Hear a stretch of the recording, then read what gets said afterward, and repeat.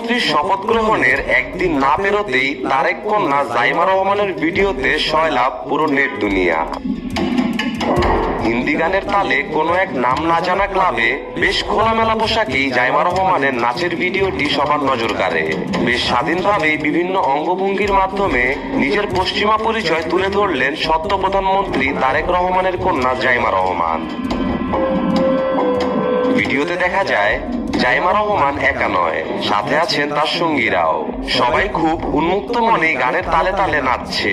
ঝলমলে আলো আর সাথে জোরালো শব্দেই বেজে চলছে হিন্দি গান, যার সাথে তাল মেলাতেই যেন এমন নাচ।